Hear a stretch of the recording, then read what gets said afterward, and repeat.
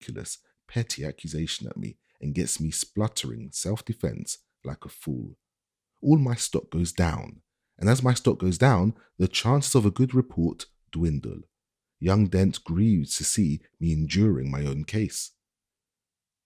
Too damned a fool to see what will happen to the report.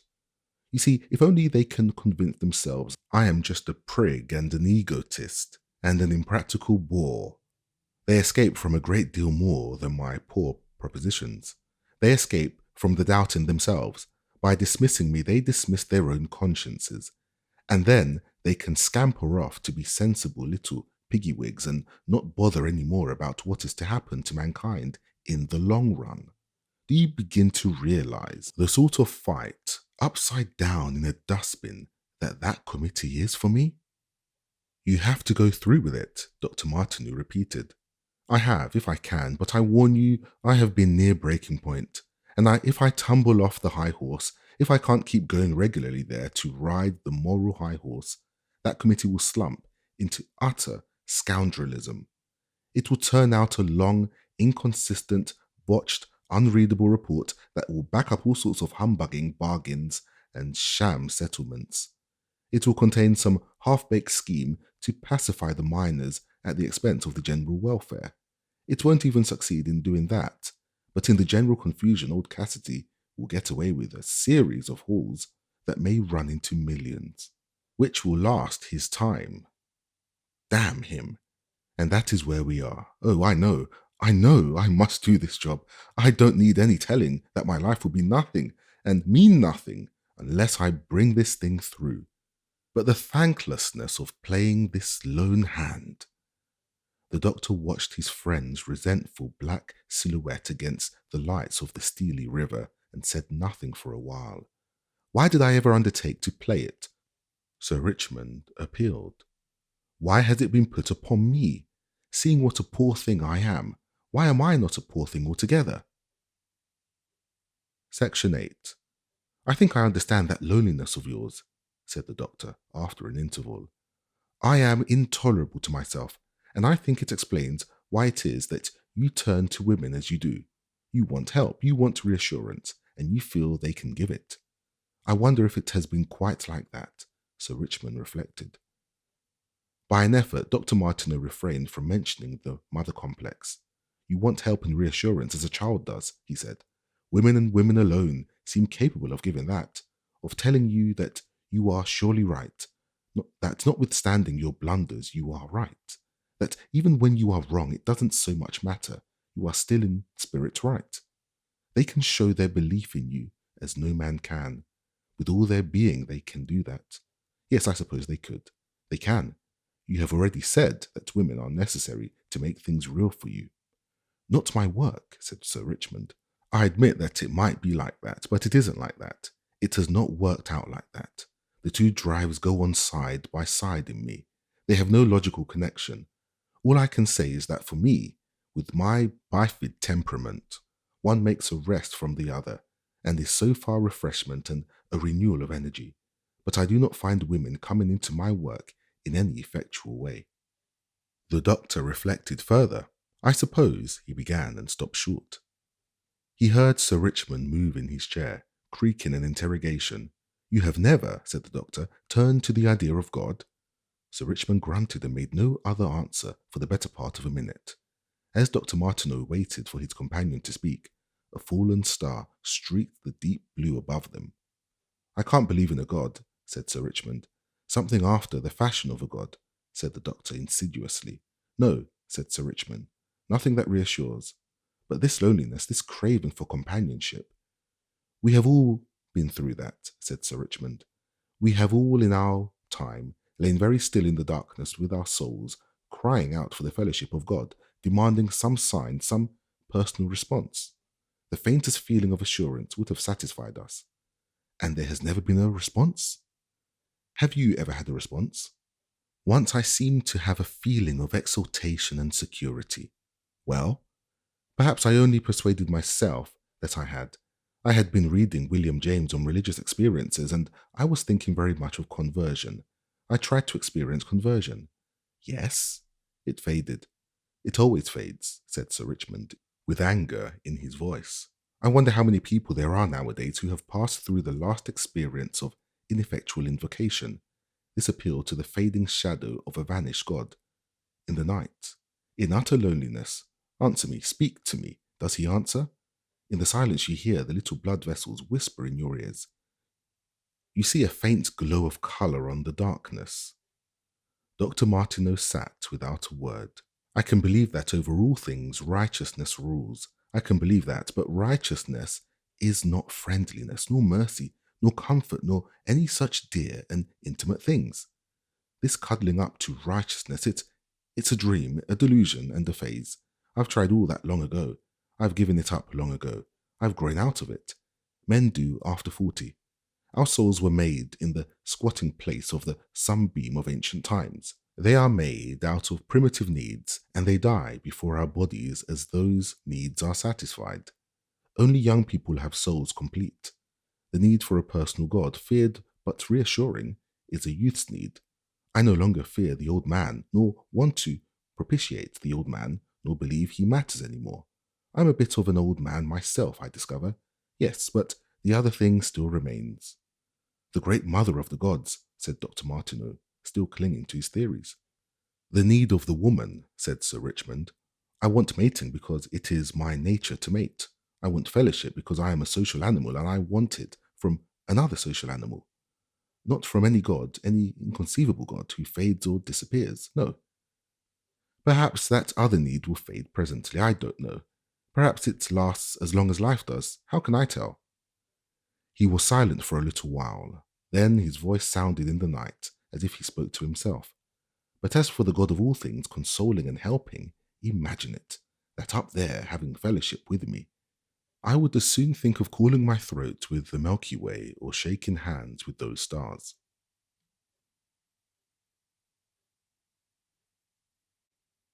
Chapter 5.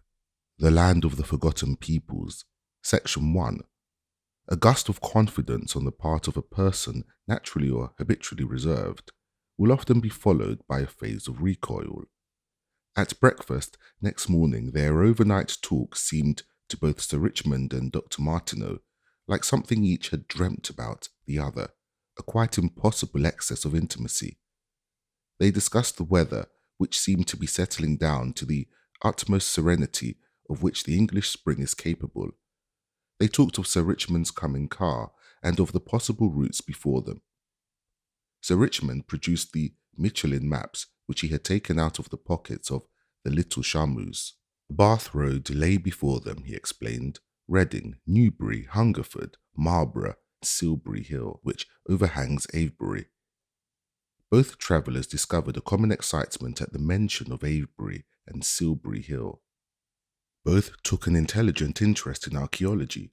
Both had been greatly stimulated by the work of Elliot Smith and Rivers upon what was then known as the Heliolithic culture. It had revived their interest in Avebury and Stonehenge.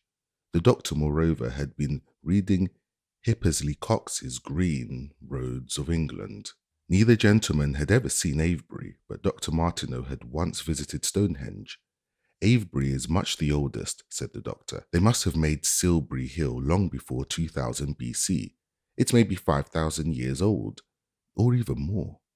It is the most important historical relic in the British Isles, and the most neglected.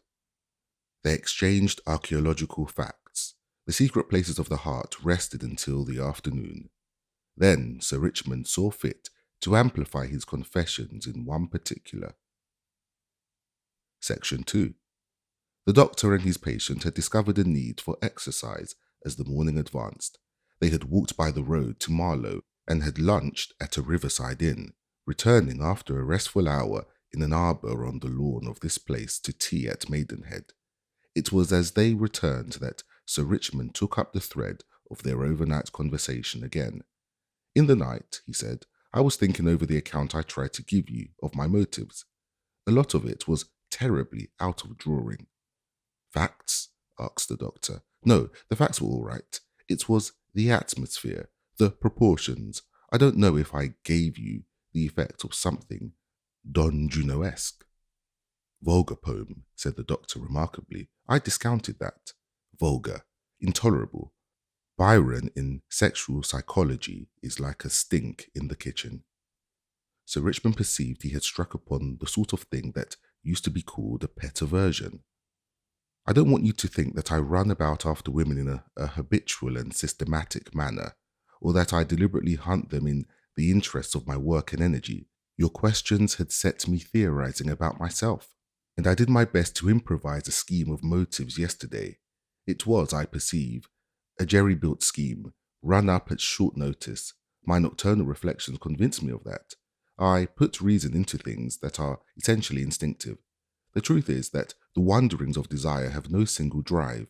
All sorts of motives come in, high and low, down to sheer vulgar imitativeness and competitiveness. What was true in it all was this, that a man with any imagination in a fatigue phase falls naturally into these complications because they are more attractive to his type and far easier and more refreshing to the mind at the outset than anything else.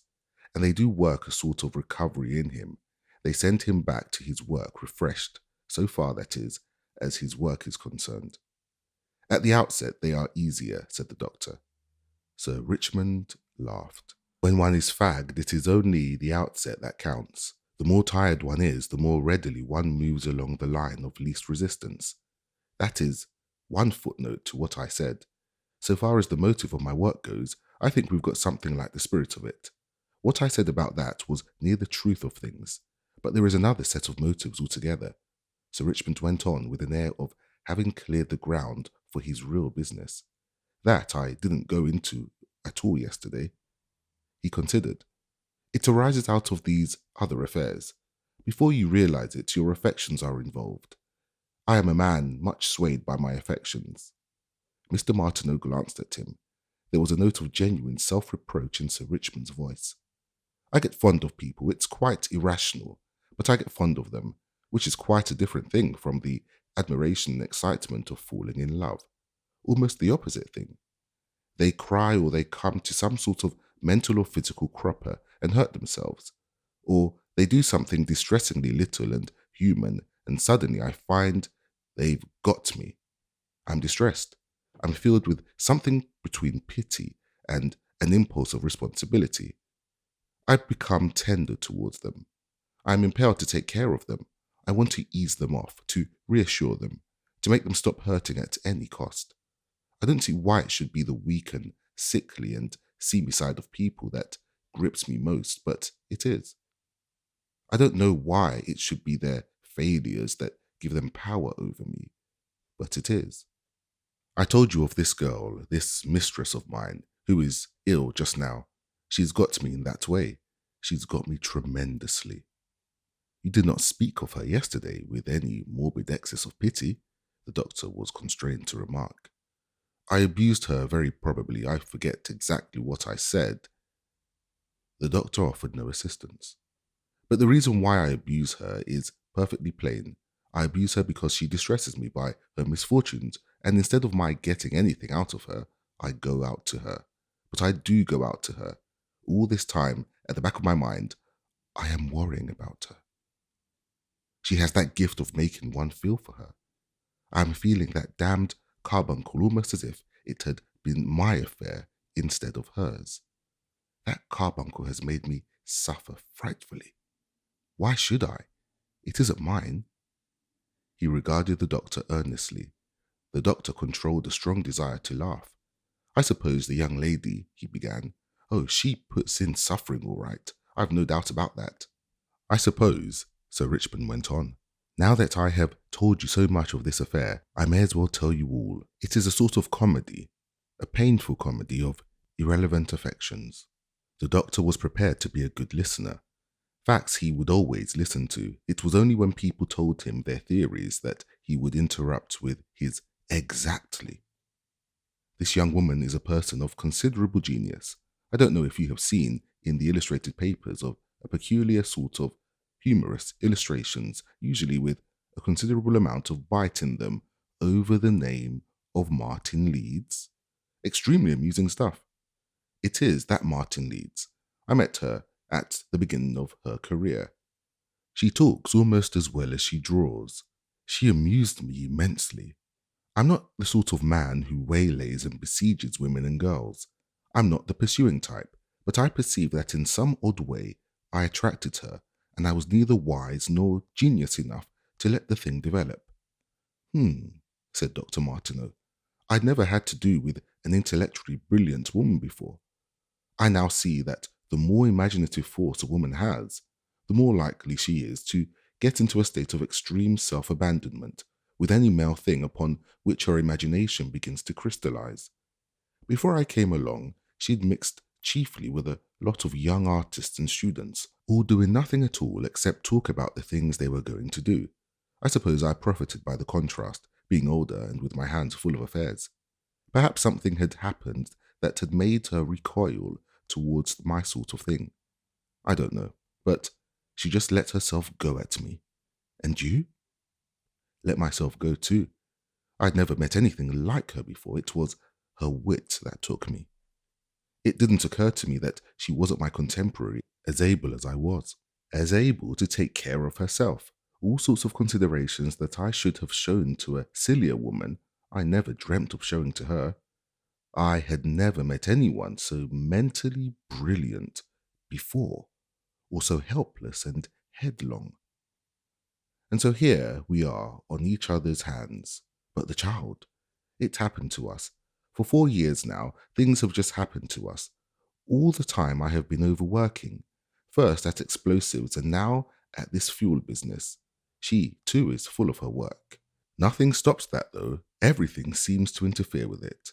And in a distraught, preoccupied way, we are abominably fond of each other. Fond is the word, but we are both too busy to look after either ourselves or each other.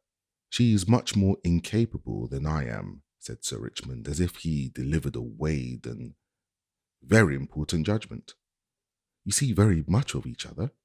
She has a flat in Chelsea and a little cottage in South Cornwall, and we sometimes snatch a few days together, away somewhere in Surrey or up the Thames or at such a place as Southend, where one is lost in a crowd of inconspicuous people. Then things go well. They usually go well at the start. We are glorious companions. She is happy. She is creative. She will light up a new place with flashes of humour, with a keenness of appreciation. But things do not always go well. Things, said Sir Richmond, with a deliberation of a man who measures his words, are apt to go wrong. At the flat, there is constant trouble with the servants. They bully her. A woman is more entangled with servants than a man. Women in that position seem to resent the work and freedom of other women. Her servants won't leave her in peace as they would leave a man. They make trouble for her. And when we have had a few days anywhere, away, even if nothing in particular has gone wrong, Sir Richmond stopped short. When they go wrong, it's generally her fault, the doctor sounded. Almost always. But if they don't, said the psychiatrist, it is difficult to describe. The essential incompatibility of the whole thing comes out. The doctor maintained his expression of intelligent interest. She wants to go on with her work. She is able to work anywhere. All she wants is just cardboard and ink. My mind, on the other hand, turns back to the Fuel Commission. Then any little thing makes trouble. Any little thing makes trouble, and we always drift round to the same discussion whether we ought really to go on together. Is it you that begins that? Yes, I start that. You see, she is perfectly contented when I am about. She is as fond of me as I am of her. Fonder, perhaps. I don't know. But she is adhesive, emotionally adhesive. All she wants to do is just to settle down when I am there and go on with her work. But then, you see, there is my work. Exactly. After all, it seems to me that your great trouble is not in yourself, but in social institutions, which haven't yet fitted themselves to people like you two. It is the sense of uncertainty that makes her, as you say, adhesive, nervously so. If we were indeed living in a new age instead of the moral ruins of a shattered one, we can't alter the age we live in, said Sir Richmond a little testily. No, exactly, But we can realize, in any particular situation, that it is not the individuals to blame, but the misfit of ideas and forms and prejudices. No, said Sir Richmond, obstinately rejecting this pacifying suggestion. She could adapt herself if she cared enough, but how? She will not take the slightest trouble to adjust herself to the peculiarities of our position. She could be cleverer. Other women are cleverer. Any other woman almost would be cleverer than she is. But if she was cleverer, she wouldn't be the genius she is. She would just be any other woman. Perhaps she would, said Sir Richmond darkly and desperately. Perhaps she would. Perhaps it would be better if she was. Dr. Martineau raised his eyebrows in a furtive aside. But here you see that it is that in my case, the fundamental incompatibility between one's affections and one's wider conception of duty and work comes in. We cannot change social institutions in a year or a lifetime. We can never change them to suit an individual case. That would be like suspending the laws of gravitation in order to move a piano. As things are, Martin is no good to me, no help to me. She is a rival to my duty. She feels that. She is hostile to my duty. A definite antagonism has developed. She feels and treats fuel, and everything to do with fuel, as a bore. It is an attack. We quarrel on that. It isn't as though I found it so easy to stick to my work that I should disregard her hostility. And I can't bear to part from her. I threaten it, distress her excessively, and then I'm overcome by sympathy for her, and I go back to her. In the ordinary course of things, I should be with her now. If it were not for the carbuncle, she does not care for me to see her disfigured. She does not understand. Sir Richmond was at a loss for a phrase. That it is not her good looks. She won't let you go to her? It amounts to that, and soon there will be all the trouble about educating the girl. Whatever happens, she must have a good chance as anyone. Ah, that is worrying you too. Frightfully at times. If it were a boy, it would be easier. It needs constant tact and dexterity to fix things up. Neither of us have any. It needs attention. Sir Richmond mused darkly. Dr. Martineau thought aloud. An incompetent, delightful person with Martin Leeds' sense of humour and her powers of expression, she must be attractive to many people. She could probably do without you, if once you parted. Sir Richmond turned on eagerly. You think I ought to part from her? On her account? On her account, it might pain her, but once the thing was done... I want to part. I believe I ought to part. Well? But then my affection comes in.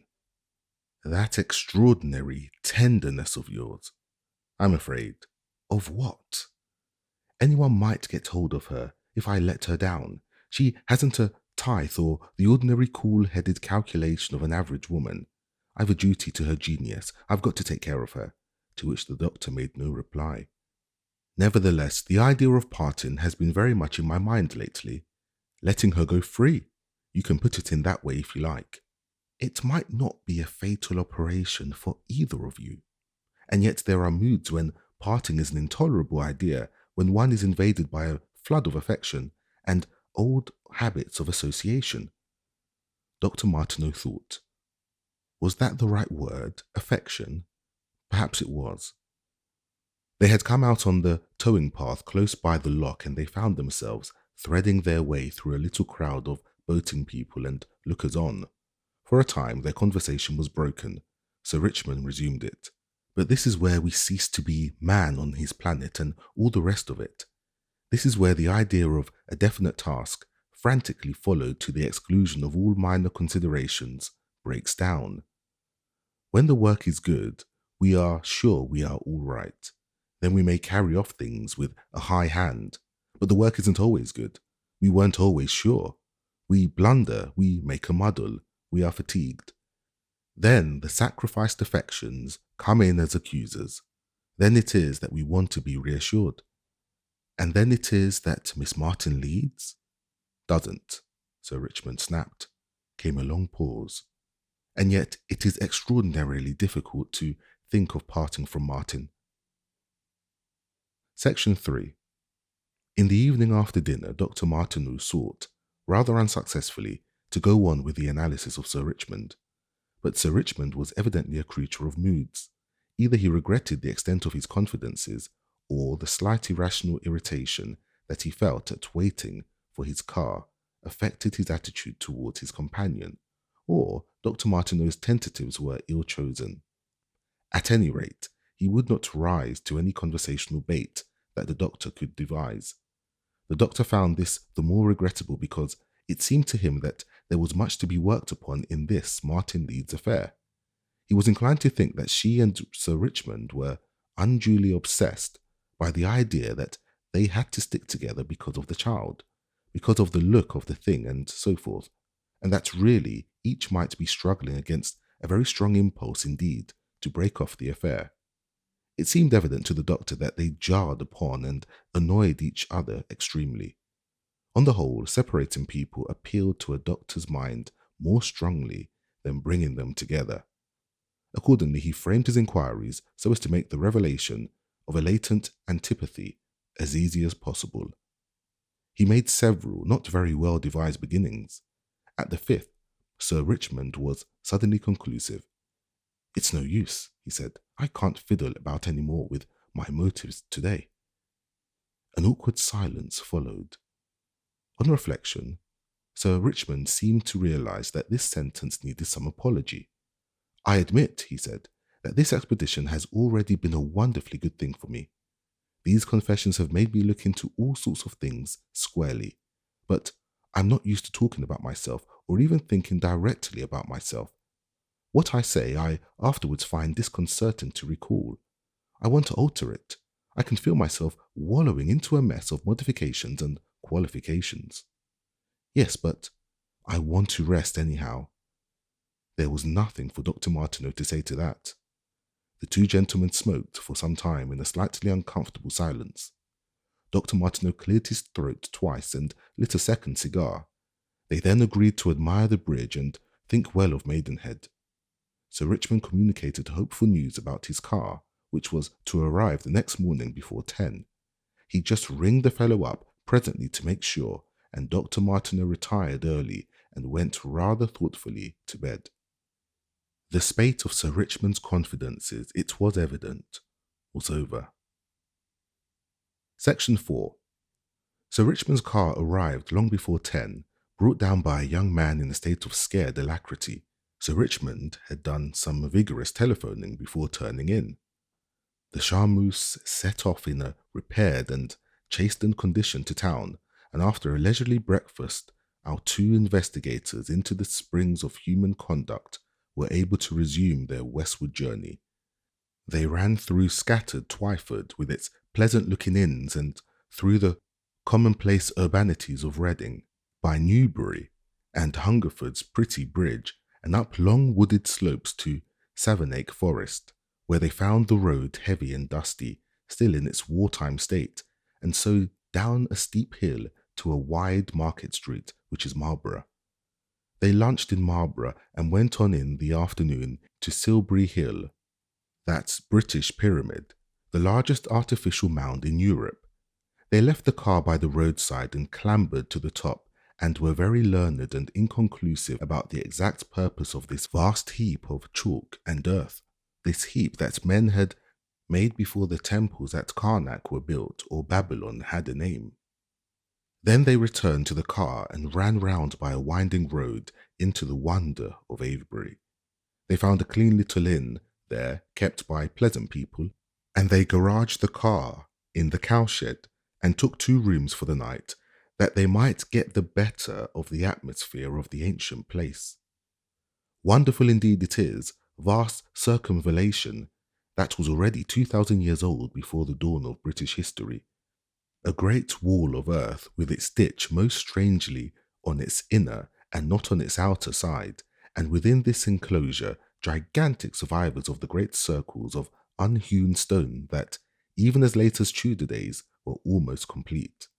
A whole village, a church, a pretty manor house have been built, for the most part, out of the ancient megaliths.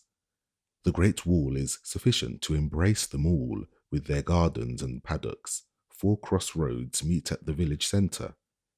There are drawings of Avebury before these things arose there, when it was a lonely wonder on the plain, but for the most part, the destruction was already done before the Mayflower sailed. To the southward stands the cone of Silbury Hill. Its shadow creeps up and down the intervening meadows as the seasons change.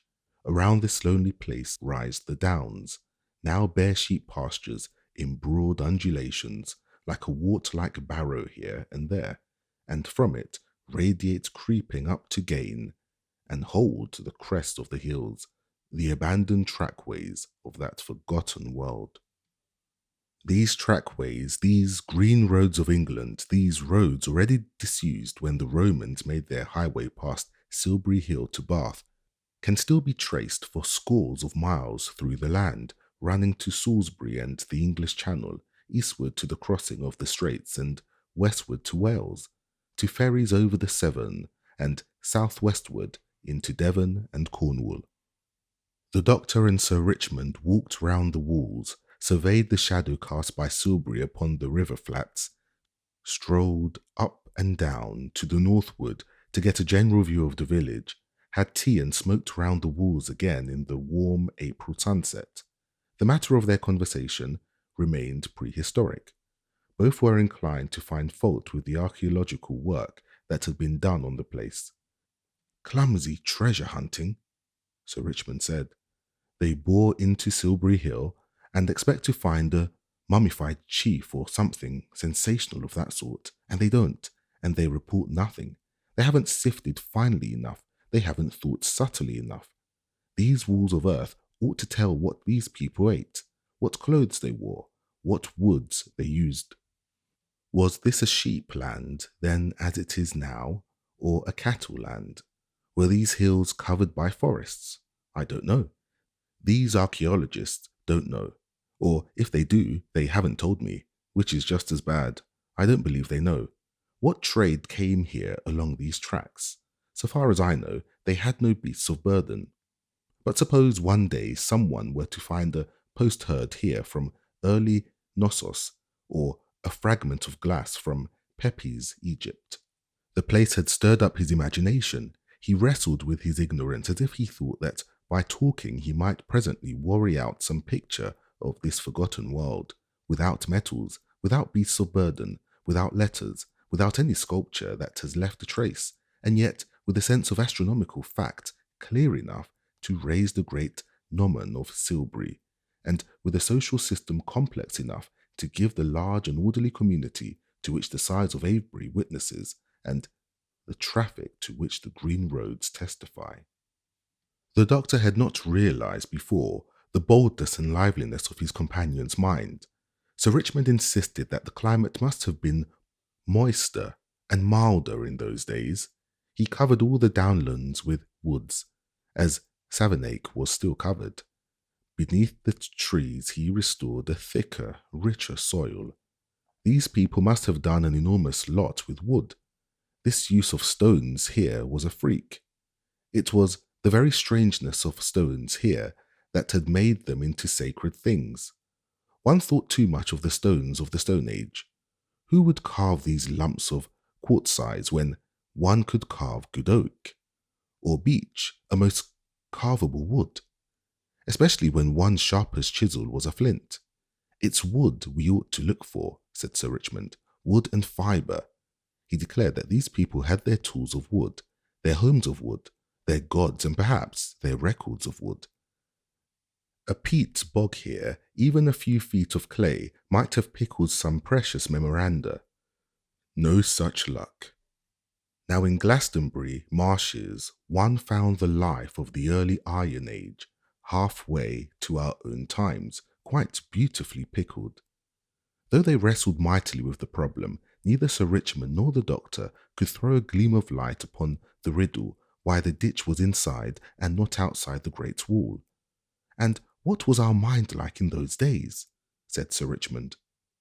That, I suppose, is what interests you. A vivid childish mind, I guess, with Not a suspicion as yet that it was man ruling his planet or anything of that sort. The doctor pursed his lips.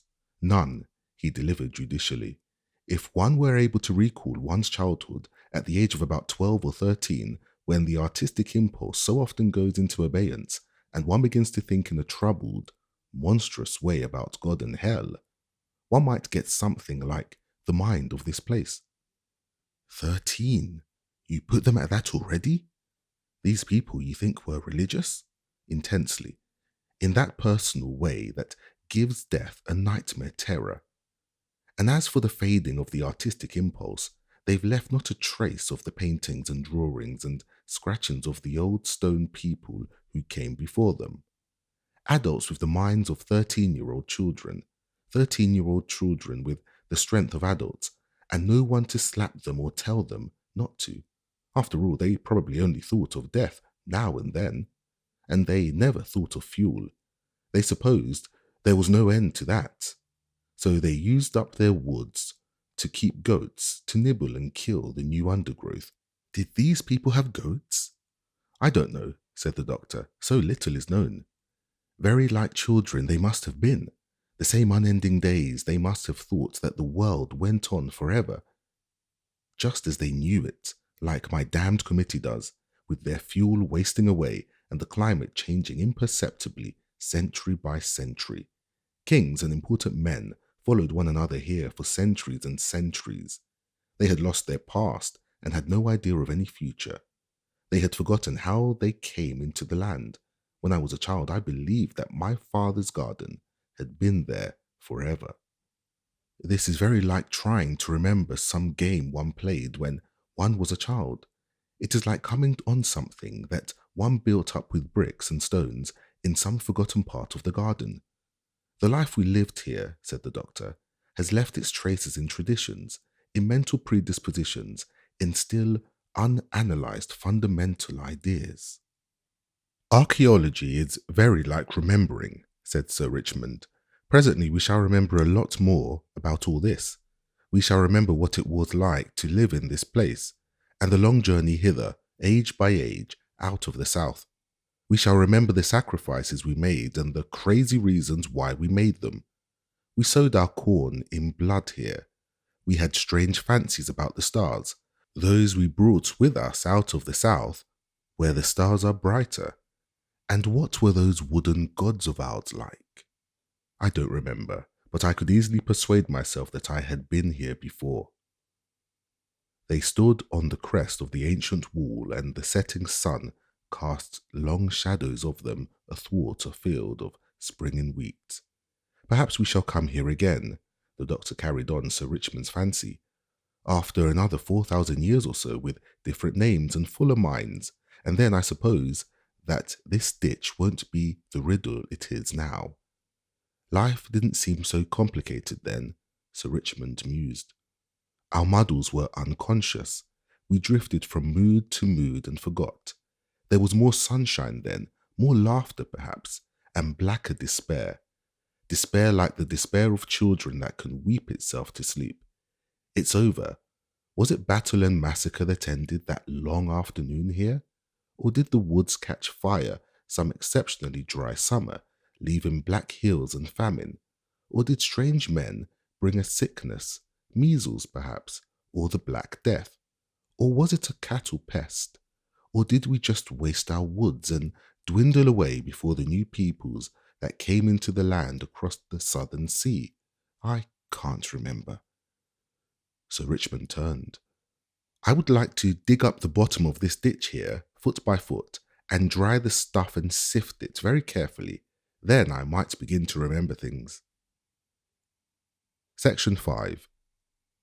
In the evening, after a pleasant supper, they took a turn about the walls with the moon sinking over beyond Silbury, and then went in and sat by lamplight before a brightly fussy wood fire and smoked. There were long intervals of friendly silence. I don't in the least want to go on talking about myself, said Sir Richmond abruptly. Let it rest then, said the doctor generously. Today, among these ancient memories, has taken me out of myself wonderfully. I can't tell you how good Avebury has been for me. This afternoon, half my consciousness has seemed to be a tattooed creature wearing a knife of stone. The healing touch of history. And for the first time, my damned committee has mattered scarcely a rap. Sir Richmond stretched himself in his chair and blinked cheerfully at his cigar smoke. Nevertheless, he said, this confessional business of yours has been an excellent exercise. It has enabled me to get outside myself, to look at myself as a case. Now I can even see myself as a remote case. That I needn't bother about further. So far as that goes, I think we have done all that there is to be done. I shouldn't say that quite yet, said the doctor. I don't think I'm a subject for real psychoanalysis at all. I'm not an overlaid sort of person. When I spread myself out, there is not much indication of a suppressed wish or of anything masked or buried of that sort. What you get is a quite open and recognized discord of two sets of motives. The doctor considered. Yes, I think that is true. Your libido is, I should say, exceptionally free. Generally, you are doing what you want to do, overdoing, in fact, what you want to do and getting simply tired. Which is the theory I started with. I am a case of fatigue under irritating circumstances with very little mental complication or concealment. Yes, said the doctor, I agree. You are not a case for psychoanalysis, strictly speaking, at all. You are in open conflict with yourself upon moral and social issues, practically open. Your problems are problems of conscious conduct. As I said, of what renunciations you have consciously to make. Sir Richmond did not answer that. The pilgrimage is ours, he said presently, has made for magnanimity. This day particularly has been a good day. When we stood on this old wall here in the sunset, I seemed to be standing outside myself in an immense, still sphere of past and future. I stood with my feet upon the Stone Age and saw myself 4,000 years away, and all my distresses as very little incidents in that perspective. Away there in London, the case is altogether different. After 3 hours or so of the committee, one concentrates into one little inflamed moment of personality. There is no past any longer. There is no future. There is only the rankling dispute. For all those 3 hours, perhaps, I have been thinking of just what I had to say, just how I had to say it, just how I looked while I said it, just how much I was making myself understood, how I might be understood, how I might be misrepresented, challenged, denied. One draws in more and more as one is used up. At last, one is reduced to a little, raw, bleeding, desperately fighting pinpoint of self. One goes back to one's home, unable to recover. Fighting it over again, all night sometimes. I get up and walk about the room and curse. Martineau, how is one to get the Avery frame of mind to Westminster? When Westminster is as dead as Avebury, said the doctor, unhelpfully. He added after some seconds, Milton knew of these troubles. Not without dust and heat, he wrote, a great phrase. But the dust chokes me, said Sir Richmond. He took up a copy of The Green Roads of England that lay beside him on the table, but he did not open it. He held it in his hand and said the thing he had had in mind to say all that evening. I do not think that I shall stir up my motives any more for a time. Better to go on into the West Country, cooling my poor old brain in these wide shadows of the past. I can prescribe nothing better, said Dr. Martineau. Incidentally, we may be able to throw a little more light on one or two of your minor entanglements. I don't want to think of them, said Sir Richmond. Let me get right away from everything until my skin has grown again.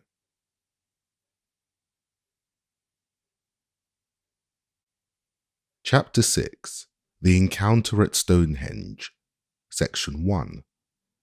Next day in the early afternoon, after a farewell walk over the downs round Avebury, they went by way of Devizes and Nether Avon and Amesbury to Stonehenge. Dr. Martineau had seen this ancient monument before, but now, With Avebury fresh in his mind, he found it a poorer thing than he had remembered it to be. Sir Richmond was frankly disappointed. After the real greatness and mastery of the older place, it seemed a poor little heap of stones. It did not even dominate the landscape. It was some way from the crest of the swelling down on which it stood, and it was further dwarfed by the colossal airship hangars and clustering offices of the air station that the Great War had called into existence upon the slopes to the southwest. It looks, Sir Richmond said, as though some old giantess had left the discarded set of teeth on the hillside. Far more impressive than Stonehenge itself were the barrows that capped the neighbouring crests. The sacred stones were fenced about, and our visitors had to pay for admission at a little kiosk by the gate. At the side of the road stood a travel-stained middle-class automobile with a miscellany of dusty luggage, rugs and luncheon things therein, a family automobile with father no doubt at the wheel. Sir Richmond left his own trim coupe at its tail. They were impeded at the entrance by a difference of opinion between the keeper of the turnstile and a small but resolute boy of perhaps 5 or 6, who proposed to leave the enclosure.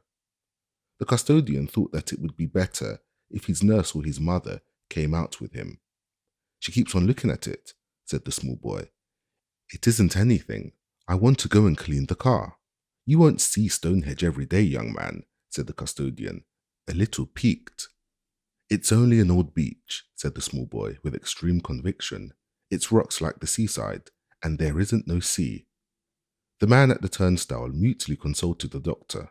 "I don't see that he can get into any harm here," the doctor advised, and the small boy was released from archaeology.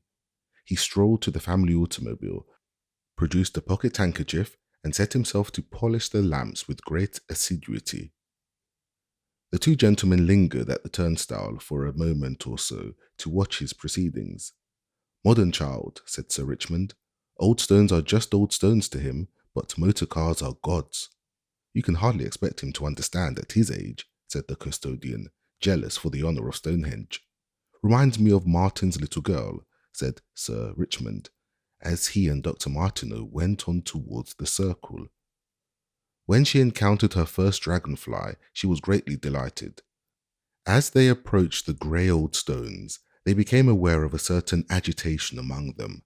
A voice, an authoritative bass voice, was audible, crying, "Anthony!" A nurse appeared remotely going in the direction of the aeroplane sheds, and her crying of "Master Anthony" came faintly on the breeze. An extremely pretty young woman of 5 or 6 and 20 became visible standing on one of the great prostrate stones in the centre of the place. She was a black-haired, sunburnt individual, and she stood with her arms akimbo, quite frankly amused at the disappearance of Master Anthony and offering no sort of help for his recovery. On the greensward before her stood the paterfamilias of the family automobile, and he was making a trumpet with his hands in order to repeat the name of Anthony with greater effect. A short lady in grey emerged from among the encircling megaliths, and 1 or 2 other feminine personalities produced effects of movement rather than of individuality as they flitted among the stones. "Well," said the lady in grey, with that rising intonation of humorous conclusion which is so distinctively American, "those druids have got him." "He's hiding," said the automobilist, in a voice that promised chastisement to a hidden hearer. "That's what he's doing. He ought not to play tricks like this.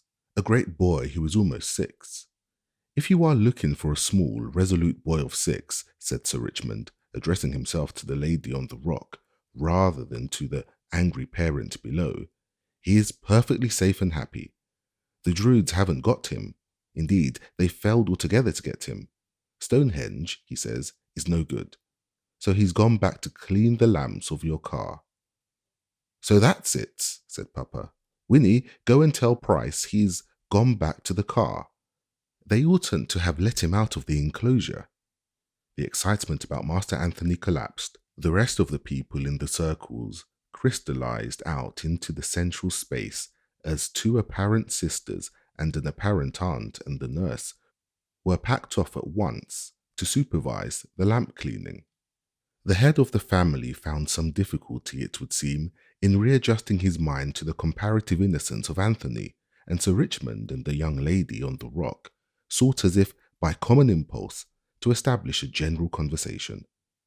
There were faint traces of excitement in her manner, as though there had been some controversial passage between herself and the family gentleman. "We are discussing the age of this old place," she said, smiling in the frankest and friendliest way. "How old do you think it is?"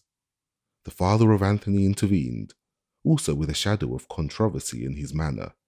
"I was explaining to the young lady that it dates from the early Bronze Age, before chronology existed, but she insists on dates. Nothing of bronze had ever been found here," said Sir Richmond. "Well, when was this early Bronze Age anyhow?" said the young lady. Sir Richmond sought a recognizable datum. "Bronze got to Britain somewhere between the times of Moses and Solomon." "Ah," said the young lady, as who should say, "the man at least talks sense. But these stones are all shaped," said the father of the family. "It is difficult to see how that could have been done without something harder than stone." "I don't see the place," said the young lady on the stone. "I can't imagine how they did it up, not one bit." "Did it up?" exclaimed the father of the family in the tone of one accustomed to find a gentle sport in the intellectual frailties of his womenkind. "It's just the bones of a place. They hung things round it. They draped it." "But what things?" asked Sir Richmond. "Oh, they had things all right. Skins, perhaps, mats of rushes, bast cloth, fibre of all sorts, wadded stuff." "Stonehenge draped. It's really a delightful idea," said the father of the family, enjoying it. "It's quite a possible one," said Sir Richmond. "Or they may have used wicker," the young lady went on, undismayed. She seemed to concede a point. "Wicker is likelier." "But surely," said the father of the family with the expostulatory voice and gesture of one who would recall erring wits to sanity, "it is far more impressive, standing out bare and noble as it does, in lonely splendour." "But all this country may have been wooded then," said Sir Richmond, "in which case it wouldn't have stood out. It doesn't stand out so very much even now." "You came to it through a grove," said the young lady, eagerly picking up the idea. "Probably beech," said Sir Richmond. "Which may have pointed to the midsummer sunrise," said Dr. Martineau, unheeded. "These are novel ideas," said the father of the family in the reproving tone of one who never allows a novel idea inside his doors if he can prevent it. "Well," said the young lady, "I guess there was some sort of show here anyhow, and no human being ever had a show yet without trying to shut people out of it in order to make them come in. I guess this was covered in all right. A dark, hunched old place in the wood, beech stems, smooth like pillars, and they came to it at night, in procession, beating drums, and scared half out of their wits. They came in there and went round the inner circle with their torches, and so they were shown. The torches were put out and the priests did their mysteries until dawn broke. That is how they worked it." "But even you can't tell what the show was," said the lady in grey, who was standing now at Dr. Martineau's elbow. "Something horrid," said Anthony's younger sister to her elder in a stage whisper. "Bluggy," agreed Anthony's elder sister to the younger in a noiseless voice that certainly did not reach farther. "Squeals." This young lady, who was addressed as VV, was perhaps 1 or 2 and 20. Dr. Martineau thought he was not very good at feminine ages. She had a clear sun-browned complexion, with dark hair and smiling lips. Her features were finely modelled, with just that added touch of breadth in the brow and softness in the cheekbones, that faint flavour of the Amerindian one sees at times in American women. Her voice was a very soft and pleasing voice, and she spoke persuasively and not assertively, as so many American women do. Her determination to make the dry bones of Stonehenge live shamed the doctor's disappointment with the place. And when she had spoken, Dr. Martineau noted that she looked at Sir Richmond as if she expected him at least to confirm her vision. Sir Richmond was evidently prepared to confirm it. With a queer little twinge of infringed proprietorship, the doctor saw Sir Richmond step up on the prostrate megalith and stand beside her, the better to appreciate her point of view. He smiled down at her. "Now, why do you think they came in there?" he asked.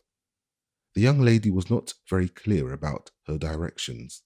She did not know of the roadway running down to the Avon River, nor of the alleged racecourse to the north, nor had she ever heard of the stones that were supposed to be of two different periods, and that some of them might possibly have been brought from a very great distance.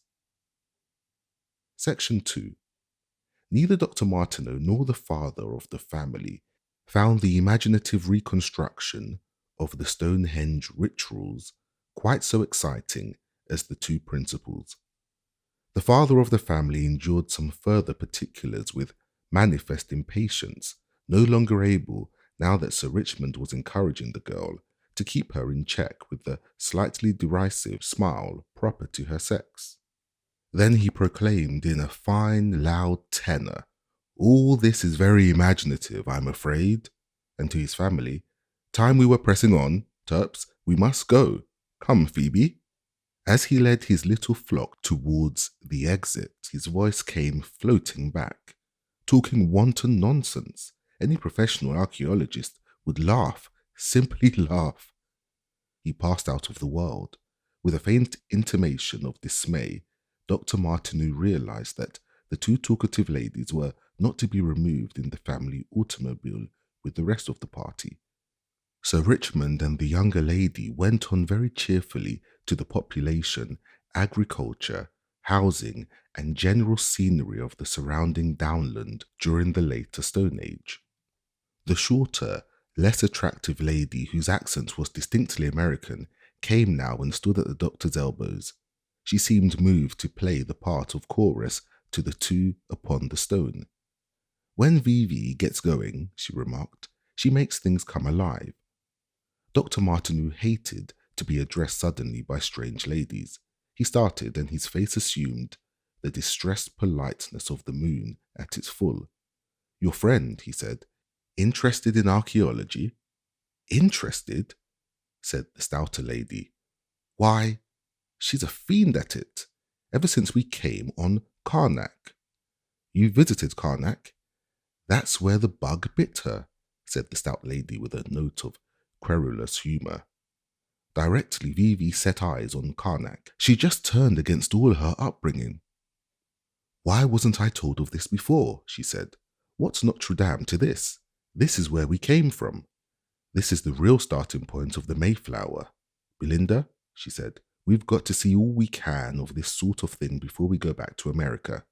They've been keeping this from us, and that's why we're here, right now, instead of being shopping in Paris or London like decent American women." The younger lady looked down on her companion with something of the calm expert attention that a plumber gives to a tap that is misbehaving, and like a plumber, refrained from precipitate action. She stood with the backs of her hands resting on her hips. "Well," she said slowly, giving most of the remark to Sir Richmond and the rest to the doctor, "it is nearer the beginnings of things than London or Paris, and nearer to us," said Sir Richmond. "I call that just paradoxical," said the shorter lady, who appeared to be called Belinda. "Not paradoxical," Dr. Martineau contradicted gently. "Life is always beginning again, and this is the time of fresh beginnings." "Now, that's after Vivi's own heart," cried the stout lady in grey. "She'll agree to all that. She's been saying it right across Europe. Rome, Paris, London. They're simply just done. They don't signify any more. They've got to be cleared away." "You let me tell my own opinions, Belinda," said the young lady, who was called Vivi. "I said that if people went on building with fluted pillars and Corinthian capitals for 2,000 years, It was time they were cleared up and taken away. Corinthian capitals. Sir Richmond considered it and laughed cheerfully. I suppose Europe does rather overdo that sort of thing. The way she went on about the Victor Emmanuel Monument, said the lady who answered to the name of Belinda, it gave me cold shivers to think that those Italian officers might understand English. The lady who was called Vivi smiled as if she smiled at herself and explained herself to Sir Richmond. When one is travelling about, one gets to think of history and politics in terms of architecture. I do anyhow, and those columns of Corinthian capitals have got to be a sort of symbol for me for everything in Europe that I don't want and have no sort of use for. It isn't a bad sort of capital in its way, florid and pretty, but not a patch of the Doric, and that a whole continent should come up to it and stick at it and never get past it? It's the classical tradition. It puzzles me. It's the Roman Empire. The Corinthian column is a weed spread by the Romans all over Western Europe. And it smothers the history of Europe. You can't see Europe because of it. Europe is obsessed by Rome. Everywhere, marble arches. You never get away from it. It is like some old gentleman who has lost his way in a speech and keeps on repeating the same thing and can't sit down. The empire, gentlemen, the empire. Empire, Rome itself is perfectly frightful. It stares at you with its great round stupid arches as though it couldn't imagine that you could possibly want anything else forever. St. Peter's and that frightful monument are just the same stuff as the baths of Caracalla and the palaces of the Caesars. Just the same. They will make just the same sort of ruins. It goes on and goes on. Ave Roma Immortalis, said Dr. Martineau. This Roman Empire seems to be Europe's first and last idea, a fixed idea, and such a poor idea. America never came out of that. It's no good telling me that it did. It escaped from it. So I said to Belinda here, let's borrow if we can, under all this marble and find out what sort of people we were before this Roman Empire and its acanthus weeds got hold of us. I seem to remember at Washington something faintly Corinthian, something called the Capitol, Sir Richmond reflected, and other buildings, a treasury. That is different, said the young lady, so conclusively that it seemed to leave nothing more to be said on that score. A last twinge of Europeanism, she vouchsafed. We were young in those days. You are so well beneath the marble here, she assented cheerfully. 1,000 years before it. Happy place, happy people.